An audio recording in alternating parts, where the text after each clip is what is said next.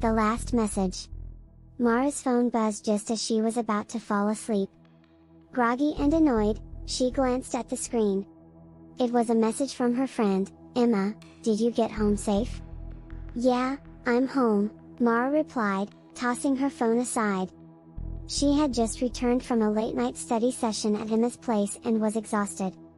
Another buzz. "Are you sure? I thought I saw someone following you." Mara's heart skipped a beat. She hadn't noticed anyone.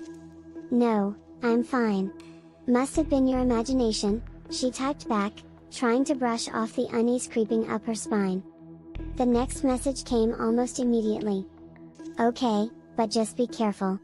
Lock your doors." Mara got up and double-checked the locks on her front door and windows. She couldn't shake the feeling of being watched. "All locked. Going to sleep now. Good night." There was a pause before Emma's response. "Good night. See you tomorrow." Mara sighed and climbed back into bed, pulling the covers over her head. She was just drifting off when her phone buzzed again. She groaned and reached for it. "Are you sure you're alone?" The message wasn't from Emma. Her blood ran cold.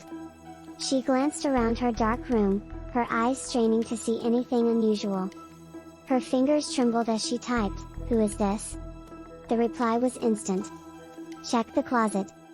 Mara's breath hitched. She didn't want to look, but she couldn't ignore it.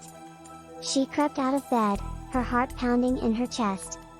Slowly, she reached for the closet door and flung it open. Nothing? Just clothes and shoes. She let out a shaky laugh. "Very funny," she texted back, thinking it must have been a prank. The response came, "Look again." Terror gripped her. She stared at the empty closet, her mind racing. Her phone buzzed one last time. "Behind you?" Mara turned slowly, her eyes wide with fear. The last thing she saw was a shadowy figure emerging from the darkness, a cold hand clamping over her mouth. Her phone lay forgotten on the bed, the screen still glowing with the final message,